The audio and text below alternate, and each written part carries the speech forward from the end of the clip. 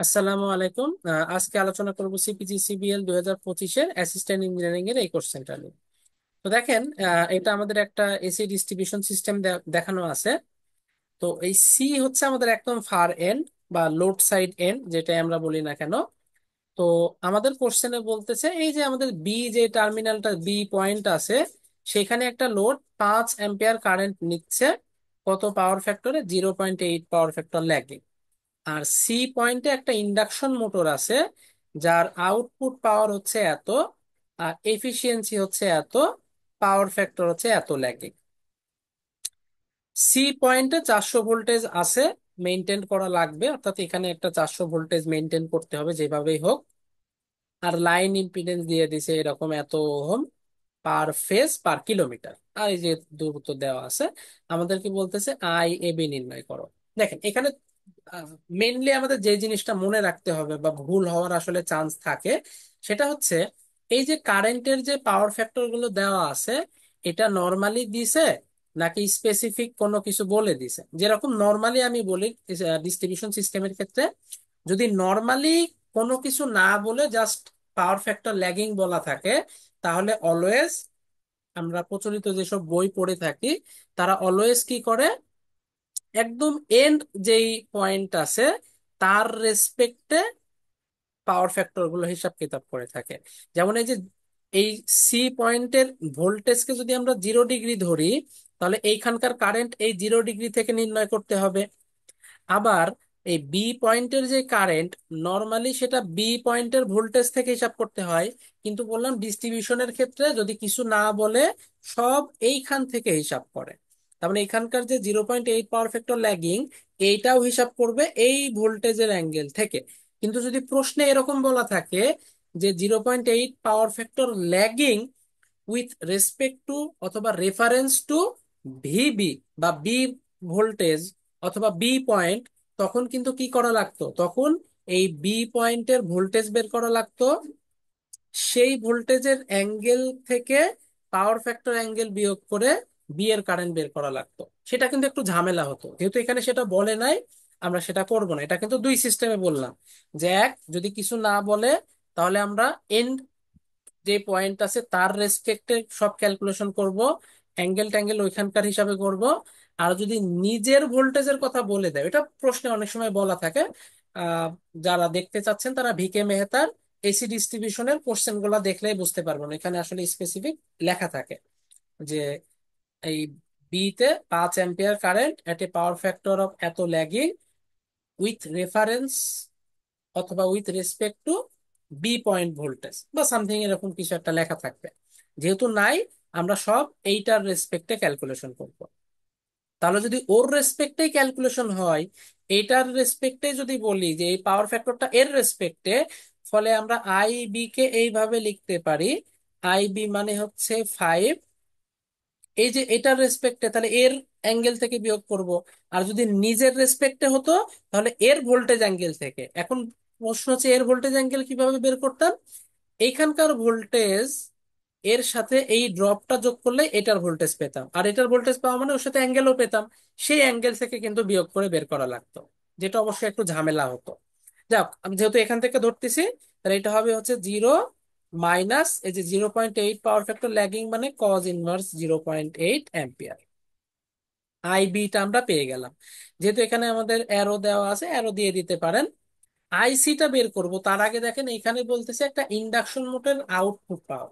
সবসময় মনে রাখতে হবে মোটরের আউটপুট পাওয়ার কিন্তু মেকানিক্যাল হয়, বাট ভোল্টেজ কারেন্ট এটা সবসময় ইলেকট্রিক্যাল থেকে বের করতে হয়। মানে আমাদের মোটরের ইনপুট পাওয়ার থেকে বের করতে হয়। তাহলে মোটরের ইনপুট পাওয়ার কত হবে? আউটপুট ডিভাইডেড বাই এফিসিয়েন্সি, এটা আমরা জানি। তাহলে 14,965 ডিভাইডেড বাই 0.9, এটা করলে কত আসে দেখেন।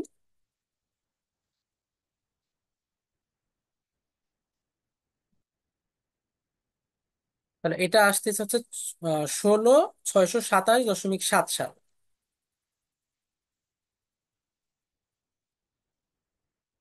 এত ওয়াট। তাহলে আইসিটা দেখেন কত আসবে।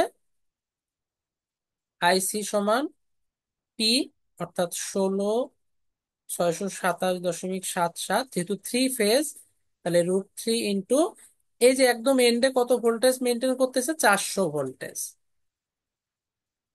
ইন্টু পাওয়ার ফ্যাক্টর হচ্ছে 0.8, আর অ্যাঙ্গেল কত, ওই যে বাই ডিফল্ট এখান থেকে হিসাব করব।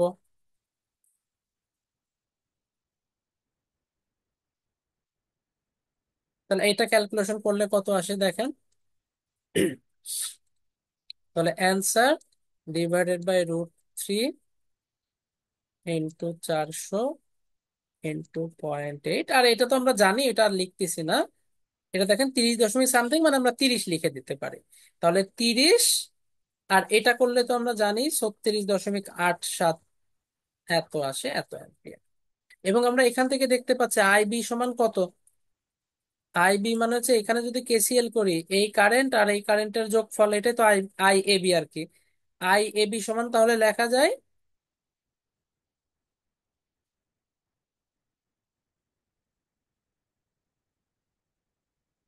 আইবি প্লাস আইসি, করে দিলে আমাদের অ্যান্সার চলে আসবে। আইবি কত, 5 -36.87, আর এটা হচ্ছে 30 -36.87। তাহলে এটা যদি ক্যালকুলেশন করি, অর্থাৎ 30, আচ্ছা আমরা কমপ্লেক্স করে নিই, 30 -36.87, এটার সাথে যোগ হবে 5 -36.87, তাহলে আসতেছে দেখেন 25 -36.87, সরি 35 -36.87। এই হচ্ছে মোটামুটি আমাদের অ্যান্সার। তাহলে পার্থক্যটা একটু খেয়াল রাখতে হবে, আমি আবার বলতেছি, যে যদি প্রশ্নে স্পেসিফিক কোনো কিছু না বলে দেয়, তাহলে যে কোনো লোডের পাওয়ার ফ্যাক্টর এন্ডিং লোডকে রেফারেন্স ধরে বের করতে হবে। অর্থাৎ এন্ডিং যেহেতু 0 ডিগ্রি বলতেছি, এই জিরো মাইনাস, এই যে বি, অথচ আমরা লিখলাম জিরো মাইনাস। আর যদি কোন ভোল্টেজকে রেফারেন্স ধরতে বলতো অথবা বি কে রেফারেন্স ধরতে বলতো, তাহলে আমরা কি করতাম আমি একটু বলে দিই। তখন আমরা কি করতাম, ভিবি সমান VC plus IC into Z BC, এটা করতাম। এই যে জেড বিসি, এটা আমরা বের করে নিতাম, যেহেতু ইম্পিডেন্স দেওয়া আছে 0.4 দ্বারা গুণ করছি, যেহেতু কিলোমিটার, তো 0.4 দ্বারা গুণ করলে এটার ইম্পিডেন্স চলে আসতো। ধরেন কথার কথা, এইখানকার কোনো একটা ভোল্টেজ আসতো, যে কোনো একটা কিছু, যেহেতু 400, এখানে হয়তো 400 দশমিক সামথিং আসতো। আর অ্যাঙ্গেল ধরেন কথার কথা আসছে মাইনাস হোক অথবা প্লাস হোক, ধরলাম যে 1.0, আন্দাজে দিচ্ছি, এটা আমি শিওর না যে কত আসবে। তখন আমরা বি এর অ্যাঙ্গেলটা জিরো মাইনাস না করে এইটা মাইনাস করতাম, অর্থাৎ আমরা দিতাম -1.01 -cos−1 0.8। এইভাবে কিন্তু আমরা ক্যালকুলেশন করতাম, যদি আমাদের এই পাওয়ার ফ্যাক্টরটা with respect to B point অথবা বি লোড অথবা ভিবি এরকম বলা থাকতো, তখন আমরা এই কাজটা করতাম। আর না বলা থাকলে আমরা এই জিরো থেকে হিসাব করে ক্যালকুলেশন করব। এটা হচ্ছে ডিস্ট্রিবিউশন সিস্টেমের বাই ডিফল্ট ক্যালকুলেশন। আরো যদি বেশি প্র্যাকটিস করতে চান, এটা হচ্ছে ভিকে মেহতা পাওয়ার সিস্টেমের এসি ডিস্ট্রিবিউশন, এই চ্যাপ্টারটা একটু ক্যালকুলেশন করতে পারেন আপনারা।